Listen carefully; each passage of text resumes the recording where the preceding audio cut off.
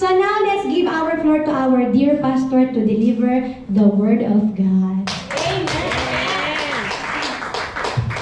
Hallelujah, praise God. Good afternoon, everyone. Good afternoon po, Pastora. Ito pa gumagana. Saan? Ito na lang kasi para nag-i-echo yung isa. Okay. Welcome po sa Fuji Yoshida Outreach. Magandang hapon. Pwedeng makibati ang iyong katabi. I'm blessed to see you today. Yes, kanan, kaliwa, harap, likod. Batiin natin. Hallelujah. And welcome back kay Brother JM. Siyempre, kay Ate Chay, kasama natin ngayon. At siyempre po, meron tayong first timer. Yay! Okay. Good afternoon and welcome to Sister Chari. Sister Chari, tayo ka po. Welcome po sa Fuji Yoshida Outreach.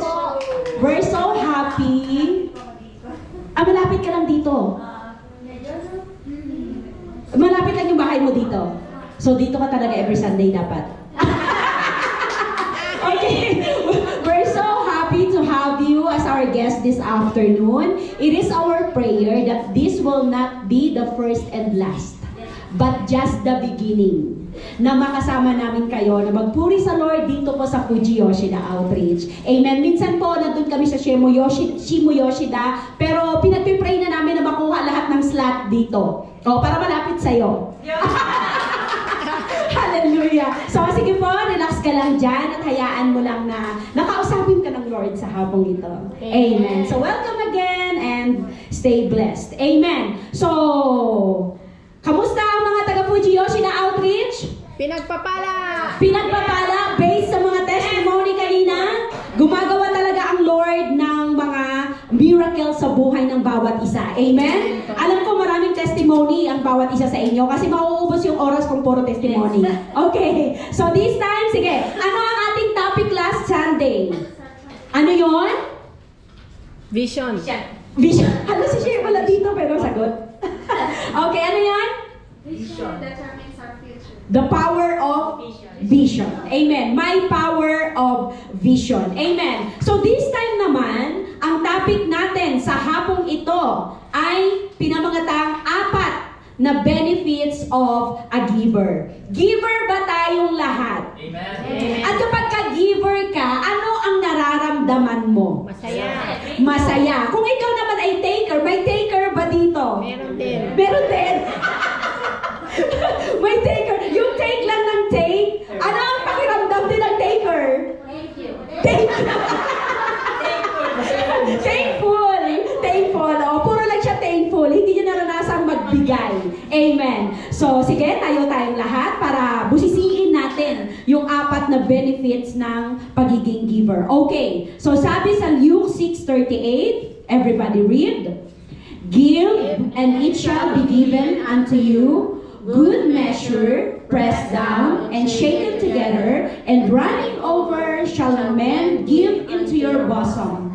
For with the same measure that ye meet withal, it shall be measured to you again. Okay, may another version pa dyan para hindi tayo mahirapan. O sige, go! Give, and it will be given to you. A A good measure, pressed down, shaken together, and running over will be poured into your lap. For with the measure you use, it will be measured to you. back to you. Okay, another translation. Once again, ready, go. Give and you will receive. Your gift will return to you in full, pressed down, shaken together to make room for more, running over, and poured into your lap. The amount you give will determine the amount you get back. Shall we pray? Father God, thank you, Lord, sa salita mo na aming pagbinasa ngayon at pagbubulayan ngayong hapon, Father God. Lord, dalangin namin, may you add blessing on it, O Lord, so that, Father God, itong salita na ito, Panginoon, ay tumimo sa aming mga puso at aming maintindihan ang kalaliman nito, O Diyos. Hallelujah. Dalangin ko, Lord, sa bawat isa na nandirito ngayong hapon hapon, Father God, patuloy mong buksan ang aming mga puso, ang aming mga isipan, Father God, upang aming mag-grasp, Lord, ang iyong salita sa hapong ito. Father God, we know and believe that you will do great things in our midst this afternoon, Father God. Hindi ka pa tapos sa amin, O Lord. Marami ka pang gagawin sa amin sa hapong ito, Father God. And so, Lord, let it be, Father God, na kami, Panginoon, sa hapong ito, Father God, ay go with your will, O Lord. Hallelujah. We pray, Father God, for this place, Lord, to surround this place with your angels, O God, and your holy presence, Lord, ay bumaha dito sa lugar na ito, Panginoon, upang wala kang malampasan, ni isa man sa amin, Father God, upang, Lord, lalabas kami sa room na ito, Father God, na taglay ang panibagong lakas na nagmumula sa iyo, Father God. Maraming salamat, O Diyos. Ano man ang mga dalahin ng bawat isa sa amin sa hapong ito, Father God, nawa ito, Lord, ay mamit mo, Panginoon, ang bawat isa sa hapong ito sa pangalan ni Jesus. Amen. Amen. Amen. Okay, makakaupo na tayo. Mga kapatid, pag sinabing giver sa Tagalog, anong ibig sabihin? Bigay. Mapagbigay. Amen. So, pero sa dictionary, pag titingnan mo, wala talagang exact word. Mapagbigay, nagbibigay, or generous. Oh, in English pa rin. Okay, sabi dito, in the Bible, giver is someone who gives up something valuable. Ibig sabihin, pag nagbigay ka, yung binigay mo, hindi yung patapon. Amen? Hindi yung dahil hindi mo na kailangan. Pag binigay mo, ibig sabihin, valuable. Merong value. Amen? Or precious for the sake of others. Alam mo na gagamitin ng tao. Nakaranas ba kayong magbigay na yung ibibigay nyo ay yung hindi mo nagamit ng Christmas? May ganyan. Noy? Be honest. Dahil hindi mo magamit, sige, ibigay ko na lang to kay Pastora, hindi ko na magamit para may maibigay lang ako. May ganyan. Oo daw. Sige, sabi dito, sabi ng Biblia, dapat daw ang pagbibigay natin doon sa tao ay may value. Hindi lamang dahil patapon na, dahil mag-e-expire na bukas, or dahil hindi kasya sa'yo, kaya mo lang i-release, no, monmon. Kundi dahil ito ay importante doon sa tao. Amen? Naintindihan natin? Sabi na, and thus so out of a sense of gratitude and worship. Binibigay mo dahil may value ito para sa'yo na parang kailangan ni Brother Joseph ng salamin. Joke lang. So, ibibigay mo kasi kayo, parang nakikita mo malabo ang mata niya. Minsan, nandun na yung kanta sa ano pa siya. Joke lang, Kuya Otim. Okay, sabi dyan, may sense of gratitude and worship. You are not just giving para sabihin na generous ka, kundi dahil yun ay form ng worship mo sa Lord. Amen? Everything we do is a form of worship kay Lord. Naintindihan ba natin yan? Amen. Minsan, yung parang napapasuong ka na lang na gawin dahil nagagalit ka, naiinis ka. Di ba may mga ganyan tayong moment? Pero ang tinuturo ng Lord ngayon, magbibigay tayo dahil form of worship natin yun sa Kanya. Amen. So wala na magbibigay ngayon dito ng padabog. Naintindihan mo na kung bakit ka magbibigay ngayon. Amen. Naiintindihan mo na kung bakit ka kikilos ng mga bagay-bagay dahil yan form of worship mo yan sa Lord. Amen? Lahat ng ginagawa natin is a form of worship sa Panginoon. Sabi dito, givers are generous because they have learned that what they have is a gift and trust from God. No? Yung anong meron sila, regalo kasi ng Lord yun sa akin. Kaya ayoko lang na tumigil sa akin. Gusto ko rin ibigay sa Kanya. Amen? So yun yung purpose mo, na huwag tumigil sa'yo yung blessing ng Lord. Dahil pinagpapala ka, kaya ka nagbibigay. Amen? Sabi dyan, is a gift and trust from God and is to be used for His honor, glory, and purposes. Kasi kung halimbawa binigay mo yung bagay na yun sa tao na hindi niya kailangan, sa palagay mo, nag-glorify mo si Lord. Kasi alam mo na rin on the first hand, na parang hindi naman niya to kailangan, para may naibigay lang ako. Di ba? May mga ganyang moment. They truly believe that their life is about so much more than what they can personally accumulate or how much pleasure they can experience. Ang mapagbigay na tao, hindi dahil gusto lang nila na maraming babalik sa kanila, kundi dahil gusto nilang i-express kung gaano kabuti ang Lord sa buhay nila. Amen. And so, that is our prayer here dito sa ating Fuji Yoshida Outreach. Okay, dito na tayo sa exciting part. Kapag ka ikaw ay mapagbigay, alam mo ba na merong benepisyo sa iyo ang Lord? Merong promise sa iyo ang Lord. Amen. Una-una, God protects the giver. Amen. Sa Tagalog, ano daw? Iniingatan ng Diyos ang mga givers. Amen? English pa rin siya kasi wala kang exact word doon sa mapagbigay. Kapag ka ikaw ay mapagbigay, iniingatan ka ng Lord. Amen? Na hindi mo alam kung sa paanong paraan ka pinagpapala ng Diyos. Amen? Sabi dito, give and you will receive. Your gift will return to you in full. Yes, the Bible says that God protects and blesses those who are generous and give to Him. Kapag ka ikaw ay mapagbigay, nandyan na mga kapatid, ang protection ng Lord sa iyo, automatic yan. Merong isang kwento, may isang member tayo sa Fuji, katatapos niya lang, halimbawa ngayon ay nagsahod siya. Parang mainit. Naka-heater. Nagsahod siya ngayon. Pero, pag sahod niya agad, kinuha niya na yung tithes niya. Yung tithes na, nung unang panahon kasi ang sahuran nung mga 30, ganyan, 35, ganyan. Ngayon, mababa na, di ba? So noon, ano lang yan, sisiw lang yan ng mga 30, talaga, totoo. So, 30 ang kanyang sahod. Kinuha na agad yung 3 lapad. Kasi, siniset aside niya na agad yan ang tithes niya. Ngayon, nag-toilet siya, nag-mall. Siyempre, kasasahod lang. Siyempre, dapat may you deserve it. May mga ganon. Deserve ko to. Ganyan. So, nag-malling. So, nag-toilet. Naiwan ang wallet niya sa taas ng toilet bowl. Doon. Basta, yung doon sa taas. Iniwan niya. Ngayon, nakalabas na siya. Hala, nawala. Hindi niya dala yung kanyang wallet. So, ngayon, pumunta siya doon sa information, whatever. Binalikan niya, hindi niya na matagpuan doon. So siya, sabi niya, yung wallet ko, nawala. Pero sa loob niya, kampante siya.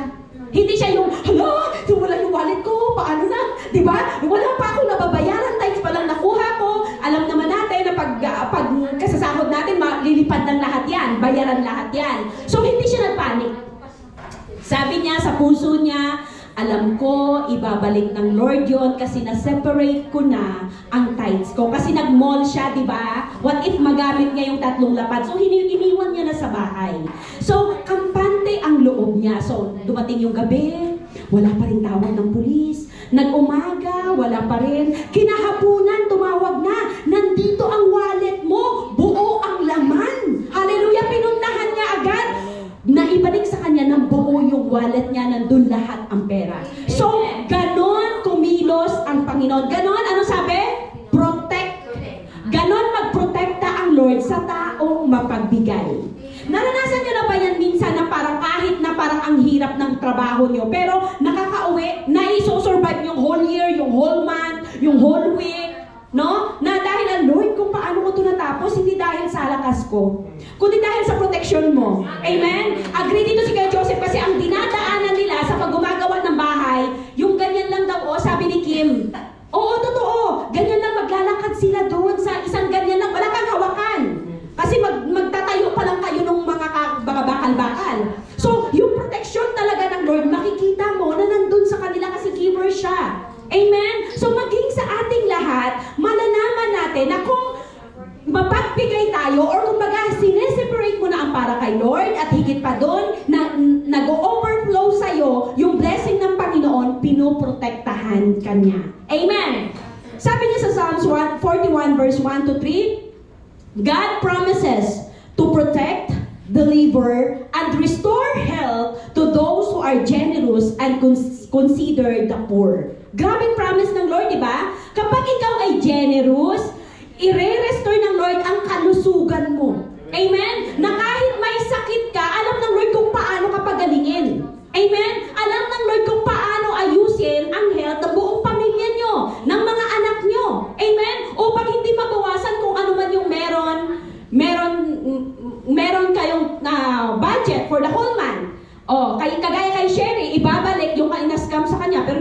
mag-ingat ka na dahil.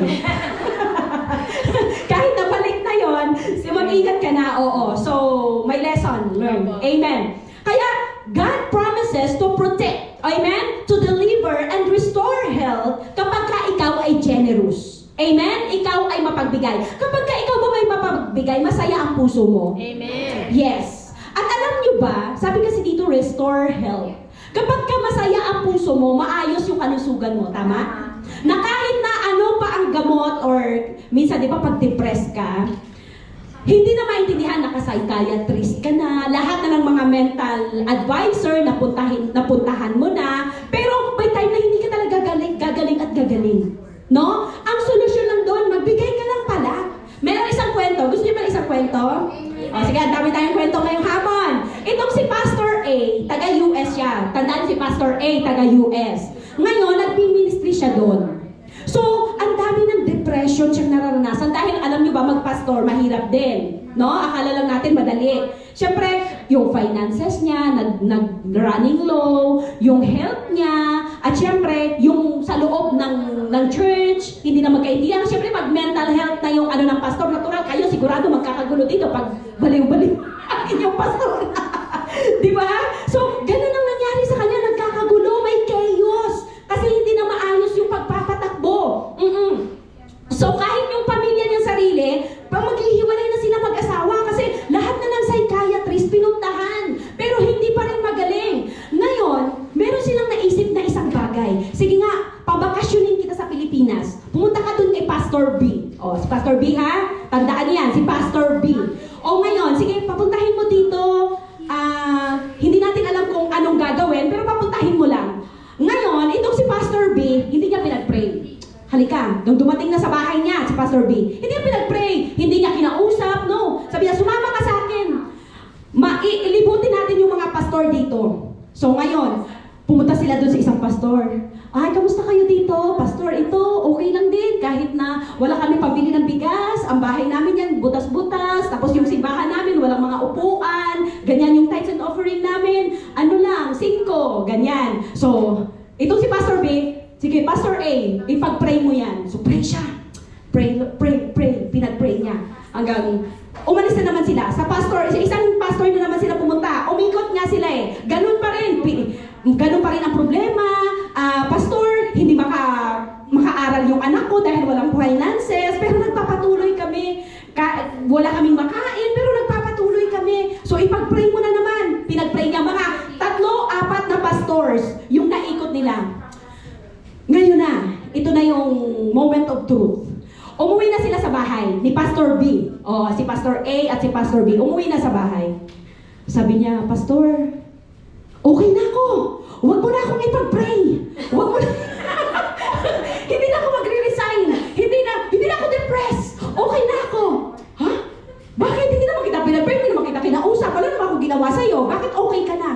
Okay na ako, Pastor. Mas malala pa na mga problema nila dito sa problema ko. Ako doon, may trabaho pa. May pamilya pa akong buo. Kahit papano, okay naman yung church namin. Kahit papano, may finances pa naman yung church namin. Okay pa naman pala ako. Sabi niya. So, ito na.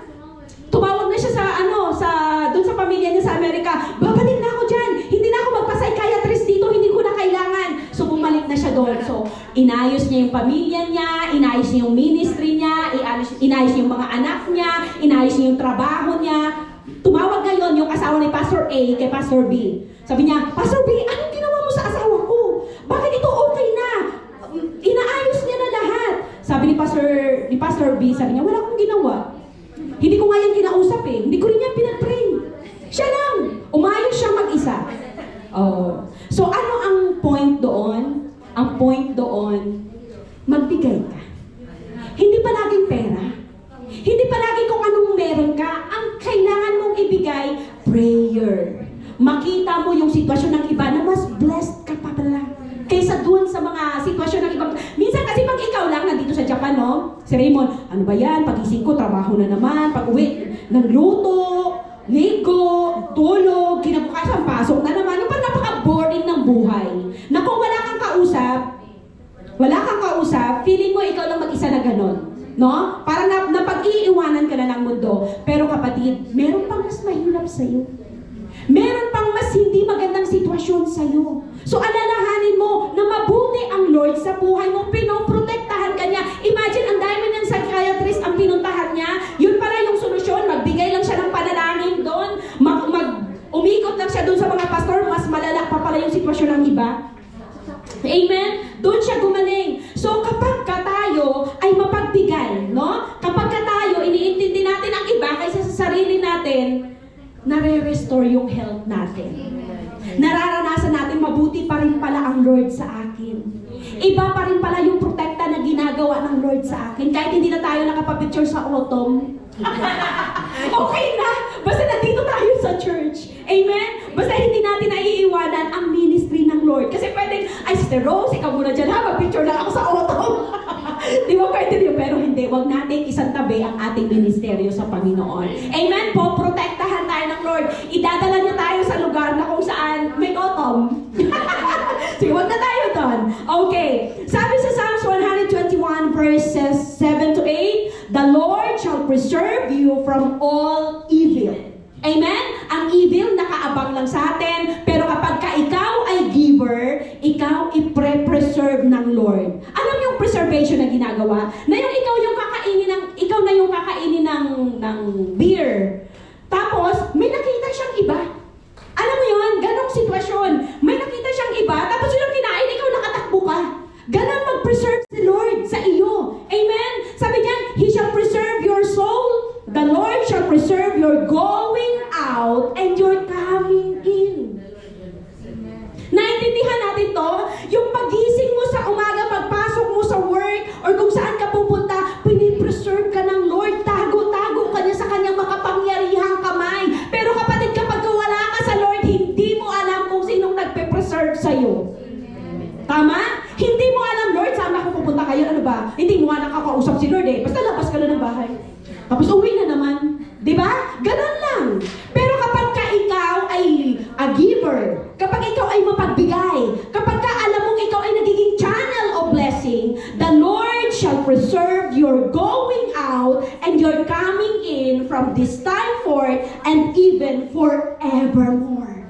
Imagine, forevermore, magpawalang hanggan. Basta wag na wag ka lang lalayo sa Kanya. Amen. Ang daming verses. Sa Malakay, chapter 3, verse 8 to 11, sabi dyan, God promises to bless those who obey His command to give. Amen? Protect the heart from greed. Okay. Now, kapag ka ikaw hindi mapagbigay, anong ibig sabihin? Tikom ang iyong kamay. No? Kuripot ka. At kapag ka kuripot ka, hindi ka na, ano ka na, yung parang aso, akin to, wag mong kuripot. Sa palagay mo, magiging masaya yung buhay mo kapag ganun ka? No! No, of course! Diba? Pero kapag ka ikaw ay mapagbigay, yung kamay na bukas, laging nakakasaluyan ng pagpapala. Pero kapag katikom, paano? Paano papasok? Alangan, magsingit-singit pa yan dyan, di ba? So, mahihirapan yung blessing, kim-kim ang kamay mo. Pero kapag ka-giver ka, sige, Sister Rang, birthday mo naman kahapon, go sing. Di ba? So, ikaw ay pagpapalain ng Lord. Sabi diyan, He will protect you, the heart from greed, financial curses, pests, peste, ito ibig sabihin, and even devourer. Amen? Poprotektahan niya tayo sa lahat ng aspeto ng ating buhay. Okay, sabi niya sa Luke 6:37 to 38, God promises to reward generosity with more generosity. Amen? And to withhold judgment, condemnation, and forgiveness. Grabe no? Kahit unforgiveness, kapag ka unforgiveness ka, hindi magiging masaya yung buhay mo. Yung health mo maglulow. Yung health mo masisira. Diba? Pero kapag ka ikaw ay marunong magpatawad, sige, okay lang. Giver ka kasi, giver ka ng peace. Giver ka ng love. Giver ka kung anong meron ka. So ikaw ay pagpapalain, iingatan ng Lord. Amen. Sabi dito, Paul promises that God takes good care of the giver. Sabi ni Paul mismo, na iingatan ng Lord ang mga mapagbigay. God will owe no man. Mga kapatid, hindi natin pwede na Lord. Amen? Lord, ang dami ng binigay ko. In-expect na natin, sige, ganyan din ang ibibigay sa akin ng Lord. We cannot outgive God. More than that. Amen? Yung ibabalik sa iyo ng Lord. Sabi niya, if you tithe, if you give, God will make it up to you. Probably not in money, but in the things what matter most. Amen? Kapag ka pera yung binigay mo, minsan hindi pera ang balik. Tama? Tama. Oo. Minsan, sa health mo, sa kapayapaan mo, maraming nagmamahal sa'yo, sa promotion, sa trabaho, di ba? Sa iba-ibang paraan, binabalik ng Lord yung bagay na binigay mo sa Kanya. Okay, God especially will take good care of you. Meet your need, not your wants, but definitely your needs. Minsan kasi hindi natin ma-differentiate yung needs natin and want. Minsan, kahit yung wants na lang natin, isasama pa ng loob natin kay Lord. Lord, hindi mo ako binigyan ng pambili ng Louis Vuitton. Inubos yan sa bills. Kapatid, salamat ka, nabayaran yung bills mo. Louis Vuitton, iset aside mo yan. Amen? So, ibig sabihin, sigurado ang Diyos na lahat ng needs mo, imimit niya. Ipo-provide niya. Sometimes, bonus na lang kung ibibigay niya yung wants mo. Amen. And thankful tayo dyan. Okay, dito na tayo sa number 2. Ano yung number 1? Kapag ka-giver ka, ano? God protects the Poprotektahan ka niya. So, huwag kang matakot. No? Wala tayong dapat ikatakot. Doon sa paglalakad natin, patungo doon sa vision ng Lord sa atin, hindi ka matatakot kapag ka ikaw ay giver. Bakit? May protection na pangako ang Lord. Amen. Number 2, God provides for the giver. Ano daw sa Tagalog? Basa! Tinutugunan ng Diyos ang pangangailangan ng mga givers. Marami tayong pangangailangan, tama? Amen. Pero kapag ka ikaw ay nagbibigay, higit pa dun sa mga kailangan mo, kumbaga kinukuha mo muna yung, sineseparate mo na yung tithes mo, at nagbibigay ka pa ng iba sa ibang tao, God will provide for you. Bakit? Hindi mo na yun, Lord, sana ako na ako kukuha doon, binigay ito na lang yung natitirang pera ko. Saan ako kukuha ng pangbayad ko sa bus? Ay, may testimony ganyan. Saan ako kukuha ng pangbayad ko sa bus? Pagtingin niya sa bag niya, may hakyan siya doon, may pambayad siya sa bus. Ganun mag-provide ang Lord.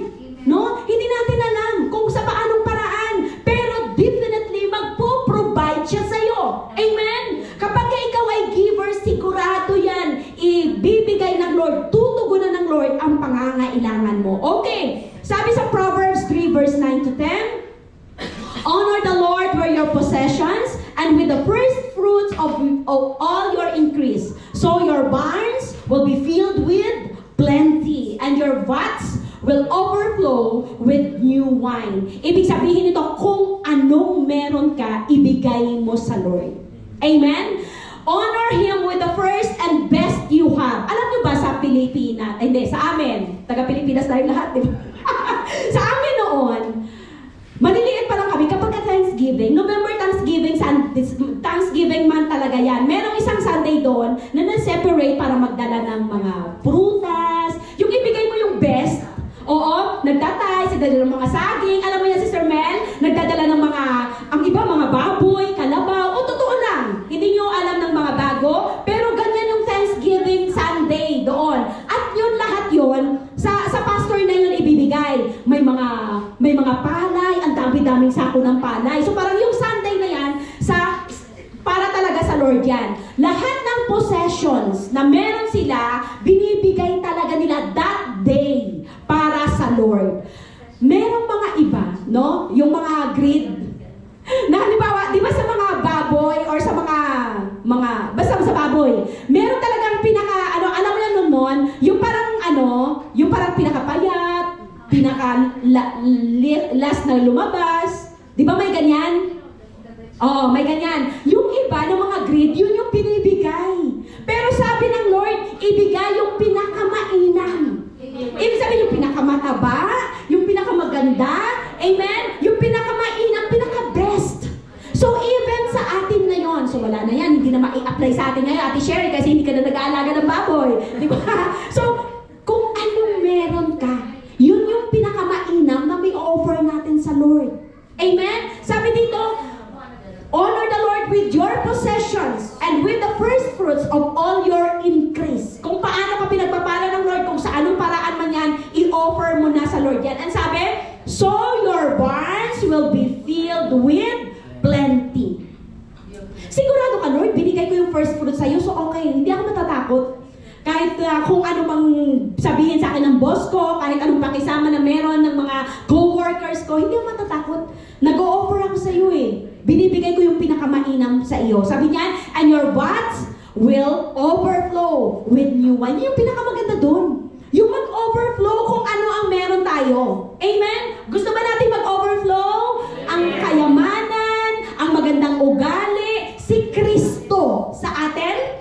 Amen. So, dapat maging giver tayo. Amen. Sabi pa dito, so 2 Corinthians 9, verse 10 to 11, now may he who supplies seed to the sower and bread for food supply and multiply the seed you have sown and increase the fruits of your righteousness, while you are enriched in everything for all liberality, which causes thanksgiving to us, to God. Amen. Sabi dito, kung ano yung pangtanim mo, ipoprovide ng Lord.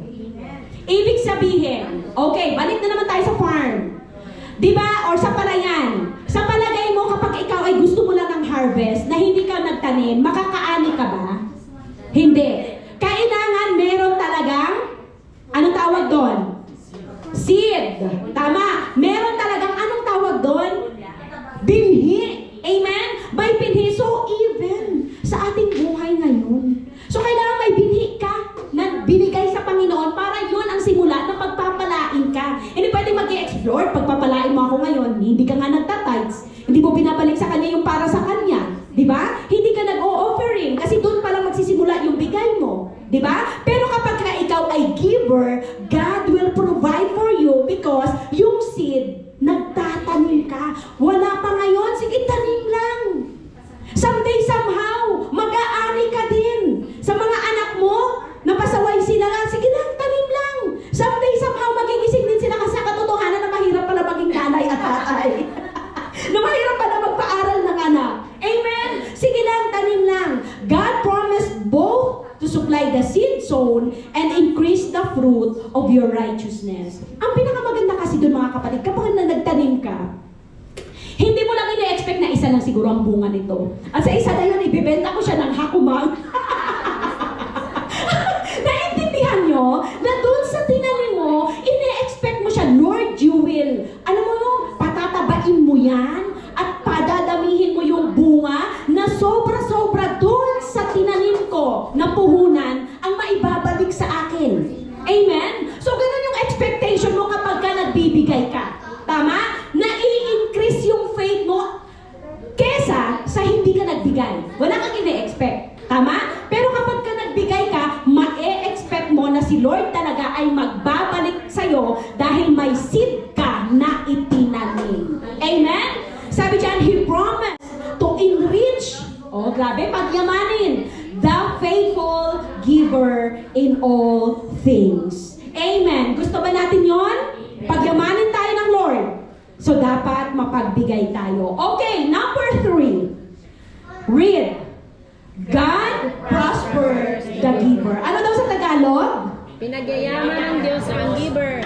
Oo. So, pinagyayaman ng Diyos ang giver. Sabi sa Luke 6:38, give and it will be given to you. Go, good measure, pressed down, shaken together, and running over will be put into your bosom. For with the same measure that you use, it will be measured back to you. Sabi dyan, give and you receive for your giving good measure. Amen? Kung ano ang measure na ginamit mo, yun ang gagamitin sa'yo ng Lord. So kung nagbigay ka ng yung mga sira-sira, sira-sira din.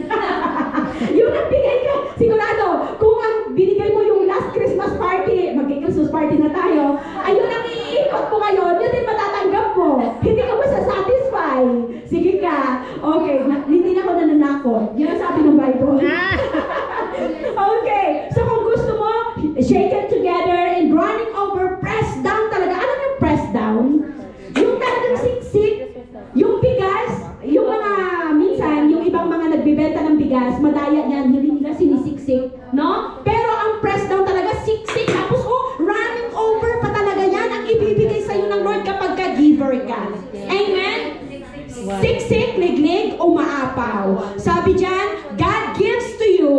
same measure you use in your giving, He also uses people in giving to you. Sometimes, kung halimbawa hindi ko man maibalik sa inyo, kung ano yung mga binigay nyo sa akin, naipapasa yun sa iba.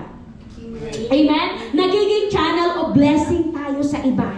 Amen? Yun yung sinasabi nagiging channel kasi nandun yung spirit of giving and receiving. That is why, huwag natin i-stop sa sarili lang natin. Hayaan natin itong mag-overflow kasi tayo nga yung mga represent ni Jesus Christ. Amen? So, kung paano tayo minamahal ng Lord, hindi yun mag-i-stop sa atin. Dapat mag-overflow yun sa atin at tayo'y mag-share din ng pagmamahal kagaya ng pagmamahal ng Lord sa atin. Okay, sabi niya sa 2 Corinthians 9 verse 6, But this I say, he who sows sparingly will also reap sparingly, and he who sows bountifully will also reap bountifully. So kung paano tayo nagtatanim, kung paano tayo nagbibigay, ganon din tayo aani. And minsan, more than what you expected. Amen? Higit pa dun sa ini-expect mo. What if lahat ng bunga talaga ay malulusog, di ba? What if lahat ng binigay mo talaga, grabe, yung nabigyan mo pala, napaka-generous. Sister Rose, nagbigay sa akin ng grapes, babalikan ko siya ng 20 lapad. Di ba? Higit pa dun, may mga taong ganon. Kasi may masasaya talaga ang puso na nagbibigay. Alam ko tayo yun. Taga-Fuji Yoshi na outreach yan. Amen? Amen! Grabe, isa lang nag-amen. Amen!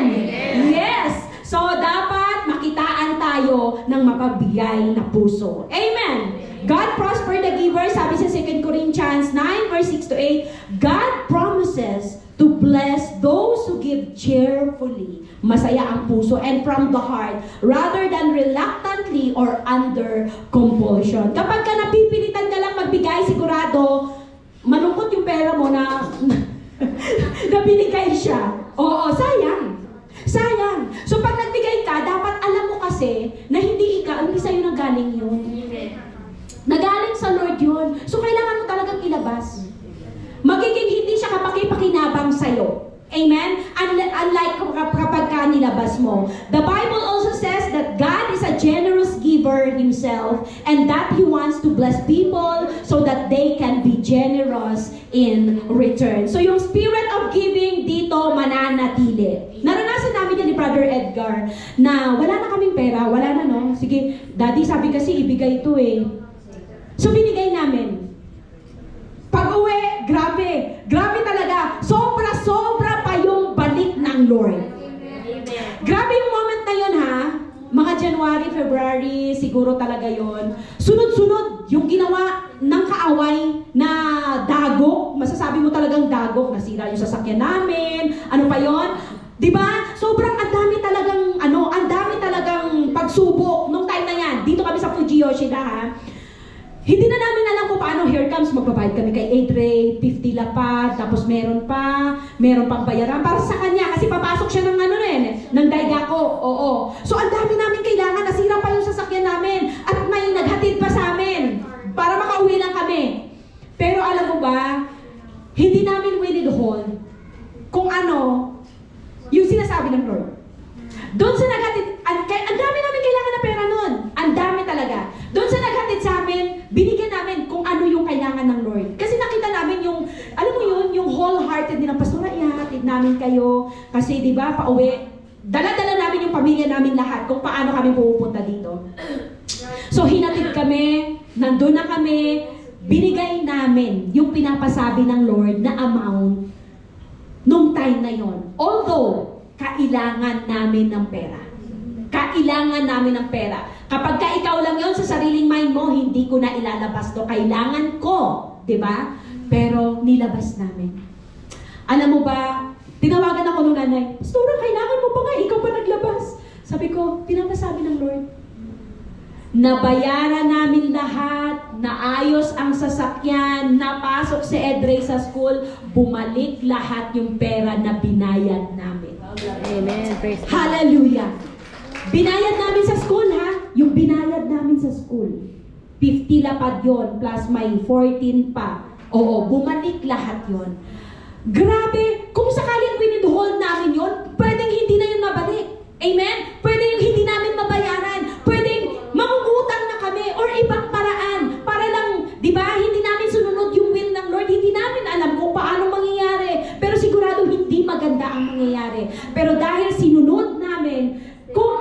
pinapasabi ng Holy Spirit nung time na yan, then binalik niya ang lahat ng iyon. Amen? More than pa doon sa sinasabi ng Lord. Hallelujah. So, it's a reminder to us all sa gabi, sa hapong ito, no? Na kapag ka may pre-prompt yung Holy Spirit sa'yo, huwag mong pigilan.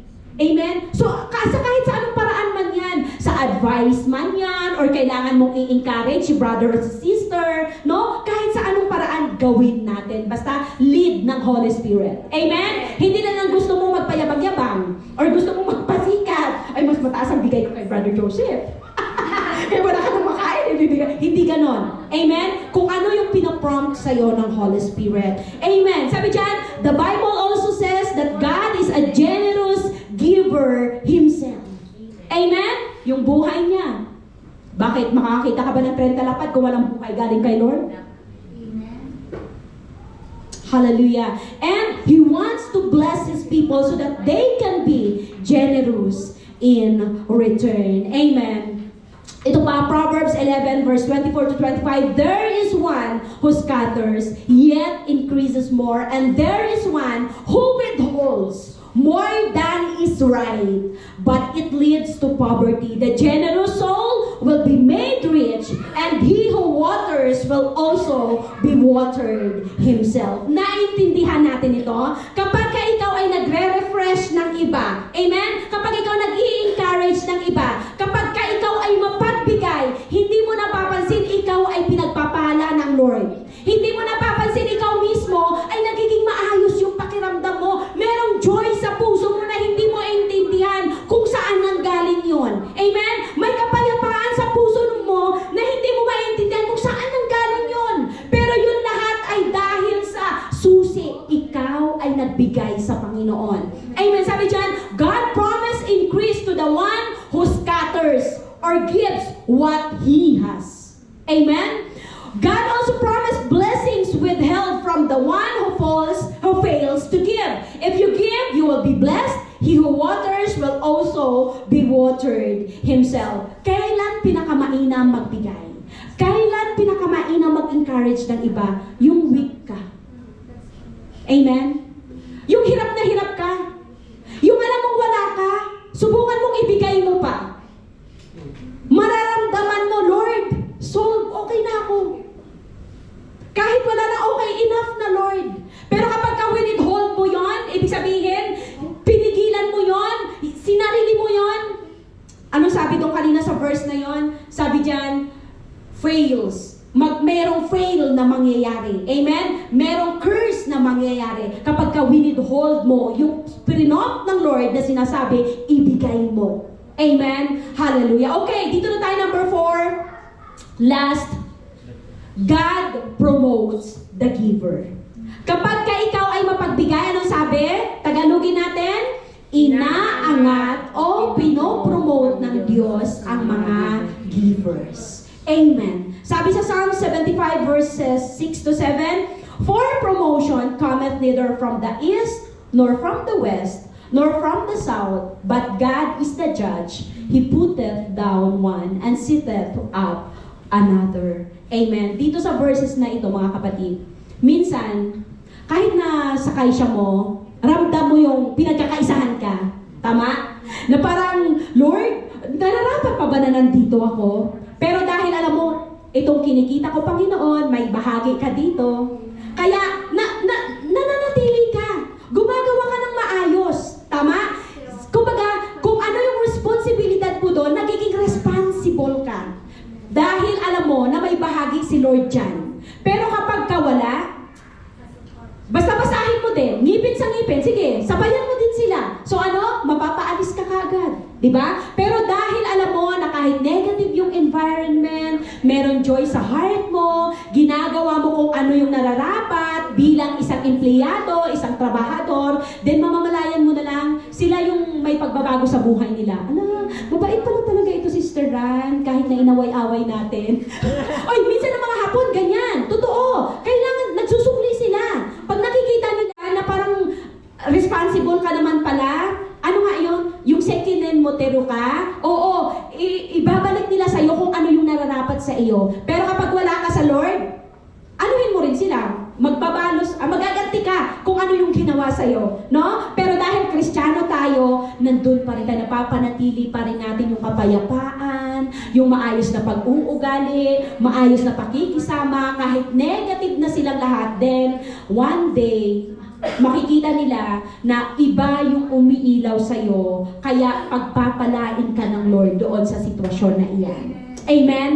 Amen. So sabi dyan, sa 2 Corinthians 9:6 verse 8, God loves the cheerful givers and promises to bless those who give generously. Sa 10 to 15, sabi dyan, God promises to increase the store of seed and enlarge the harvest of righteousness for those who give. Itong Malakay 3:10, ang Malakay ay book of worship. No, hindi ito give.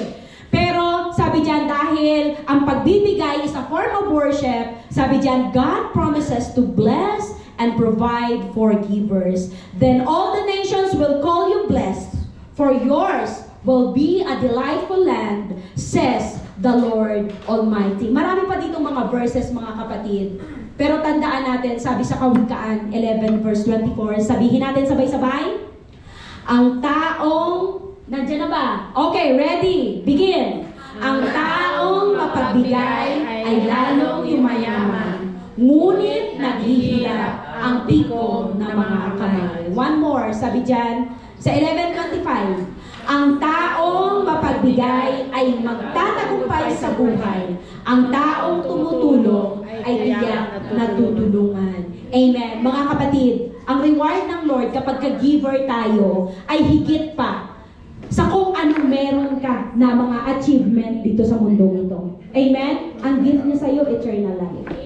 Kapag sigurado ka na, Lord, kahit anong mangyari, sigurado naman ako, assured ako na makakasama kita. Then, natural, hindi mo na iintindihin kung ano yung mga bagay dito sa mundong ito. Amen? Hindi yan mapapantayan ng promise sa'yo ng Lord. Amen. So, sa hapong ito, hayaan natin na simula ngayon, hindi yung tira-tira, hindi yung hindi mo na kailangan yung ibibigay natin sa Lord, kundi yung pinakamainam dahil alam natin na siya ang may source ng lahat ng bagay. We cannot outgive God. Tandaan natin yan. Higit pa yung ibabalik sa atin ng Lord. Tinapik ko ito dahil malapit na yung Christmas. Tapos this month is a Thanksgiving month. So yung spirit of giving, huwag mag-stop sa mga Kristiyano. Amen? Dito, minsan, hindi na natin napapansin. Kasi puno na tayo ng sarili natin. Tama? Sariling bills pa lang natin. Grabe. Hindi na magkaugaga kung paano natin bayaran. Pero hayaan natin na iset aside yung para sa Lord, para sa Lord. Amen? Para dun mahaba, ibig sabihin, maunat yung pananampalataya mo. Dahil, Lord, binigay ko yung sa'yo, kahit hindi kasya yung natira, alam ko pagkakasyahin mo. So, yung faith doon talaga umiral. So, hayaan natin na ang taga Fuji Yoshida Outreach ay namumuhay sa pananampalataya. When it comes to giving. Giving is not just your tithe. Ano lang yan? Kumbaga, hindi yan yung pinaka-importante sa lahat ng aspeto ng buhay natin. Kahit encouragement sa ibang tao, pagmamahal, kapayapaan, ibigay mo yan freely, kapatid. Huwag mong i-withhold. Amen? Hayaan mo na yung buhay mo umilaw. Amen? Hayaan mo na yung buhay mo maging kagamit-gamit sa Lord sa hapong ito. Amen? Amen. Hallelujah. Kung prayer mo yan sa hapong ito na, Lord, kagaya ng Macedonian churches, walang-wala na sila. Pero anong ginawa? Yung mga possessions na meron sila, binenta nila para may survive yung gawain ng Lord.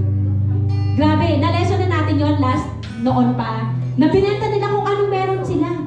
Hindi sila nag-withhold. Pabayaan na natin yung church na yan. Wala na, di ba? Zero balance. Pero hindi. Kung ano ang meron sila, binenta nila para yun ay magamit doon sa kaharian ng Lord. Amen? So, sa atin, hindi naman pa naman tayo, nandun naman tayo, pero we know and believe, amen, that God will give it back kung ano man ang bagay na nawala sa atin, 1,000-fold. Amen. Kung gusto mong maranasan yan ngayong hapon, hayaan mo saliksinin ng Lord ang puso mo ngayon. Hallelujah.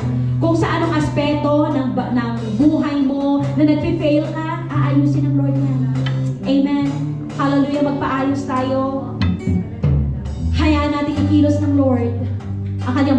Espiritu para maintindihan natin kung ano ang nais niya sa buhay mo sa hapong ito. Kung ano yung aspeto ng buhay mo na wini-withhold mo, na gusto ng Lord, palayain mo na yan. I-release mo na yan. Na sinasabi ng Lord, maging magpapala ka dyan sa aspeto na yan. Hallelujah. Sige, iyuko natin ang ating mga ulo. Hallelujah, Jesus. We worship you, Lord. Oh, we come to you, oh God. Saliksikin mo ang aming mga puso, Panginoon, kung meron pang part sa buhay namin, kung bakit hindi namin nararanasan yung abundance, kung bakit hindi namin nararanasan, Lord, yung kapayapaan, hindi namin nararanasan, Lord, yung joy. Father God, siguro meron kaming tinatago-tago na sinasabi mong i-release na namin, Father God, right now. I-enlighten mo ang aming mga puso, oh God. Hallelujah, kausapin mo kami sa bagay na yan, oh Diyos. Upang, Lord, bubusan mo, Panginoon, sa amin yung mga nakatinggang pagpapala dyan sa kalangitan, Panginoon, at ibuhos sa bawat isa sa amin sa hapong ito, Father God. Ayaw namin, Lord, na sunumama lang kami kung ano kami ngayon, Father God. Pagkus, Lord, gusto namin ang buhay namin maging kagamit-gamit sa iyo, O Diyos. Hallelujah! Sa anong paraan man yan, O God. Kung ano man yung humahad lang na yan right now, Lord. Saliksikin mo ang mga puso namin, O God. Hallelujah, Jesus. Hallelujah.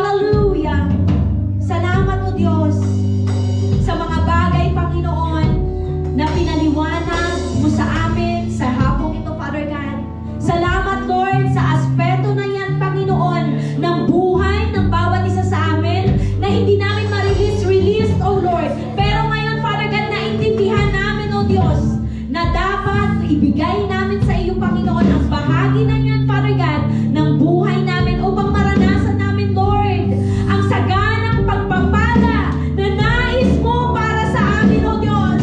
Hallelujah! We know and believe, Father God, you have a lot in store, Father God, in heaven for us, Lord. Sadyang may mga hadlang lamang, O God. And so this afternoon, salamat, Lord, sa kalayaan na binigay mo sa bawat isa sa amin, O God.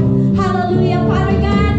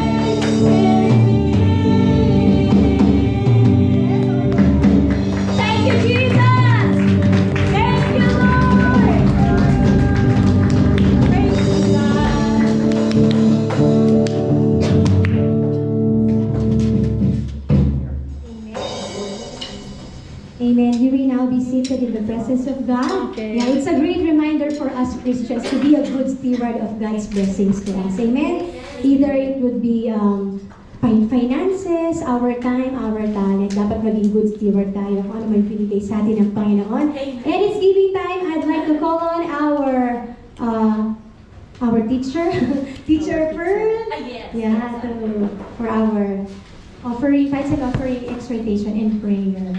Amen. At yung ating mga bata. Yes. James. Amen. Blessed natin this afternoon to receive so much words from the Lord. Amen. I hope each and everyone have learned with the teaching how to give generously. So sobrang dami nga po ng shinare na mga salita ng Panginoon. I hope that we could have something within our hearts na natutunan. Praise God. So sabi nga sa one of those verses kanina sa Luke chapter 6 verse 37, God promises to reward generosity with generosity.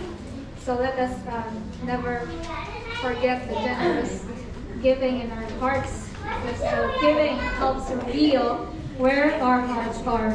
And when we give generously with our time, blessings, and efforts, it shows that God is the one that matters most in our lives. So let us pray to God.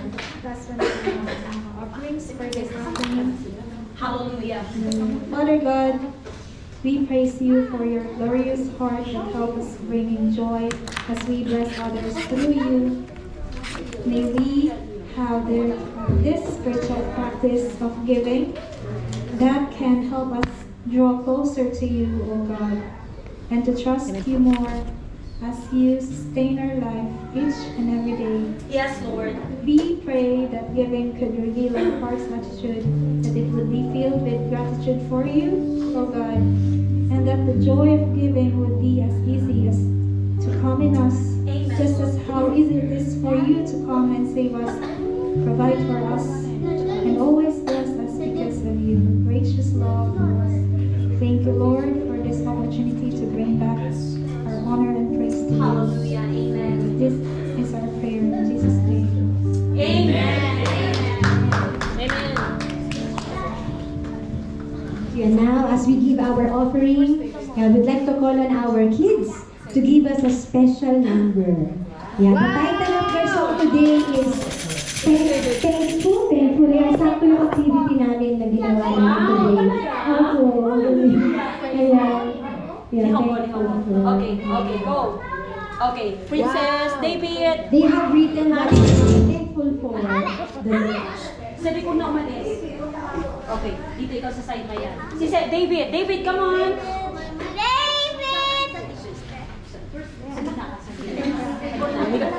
Here.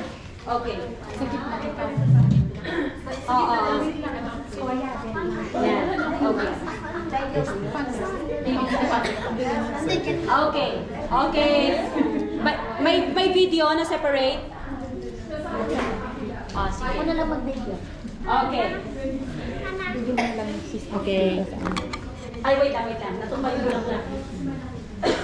Okay, mapagpala tayo sa ating next generation. Amen. And a one, and a two.